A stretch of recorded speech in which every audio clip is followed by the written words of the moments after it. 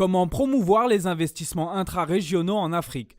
Le sujet était au cœur d'un panel ce jeudi dans la salle Diamant. Il ressort des différentes présentations un très faible taux d'échange entre les États.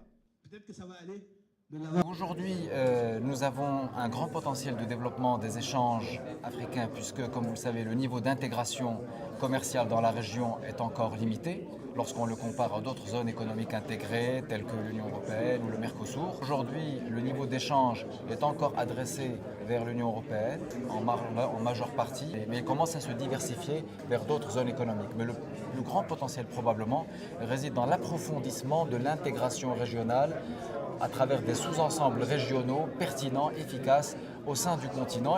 La clé de la réussite des investissements intra-régionaux passe d'abord par l'intégration des États. Sur ce point, il est triste de constater que les décideurs politiques ne facilitent pas les choses. So to my mind, I think it boils down to, on the first issue, it's a question of leadership.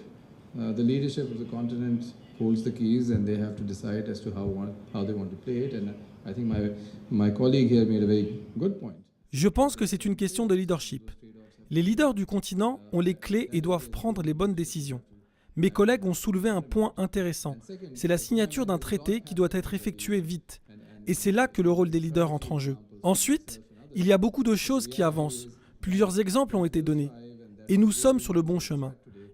Il faut juste améliorer quelques aspects comme les visas et les permis de travail. Obtenir un permis de travail pour l'Afrique du Sud, si tu es nigérian, ou l'inverse, ce n'est pas facile. Visas, etc. I mean, try getting a visa for a Nigerian to South Africa or a South African to Nigeria. Not easy, right? Même si le taux d'échange entre les pays africains reste faible, certains pays comme le Maroc ou l'Afrique du Sud arrivent tant bien que mal à s'implanter sur le continent.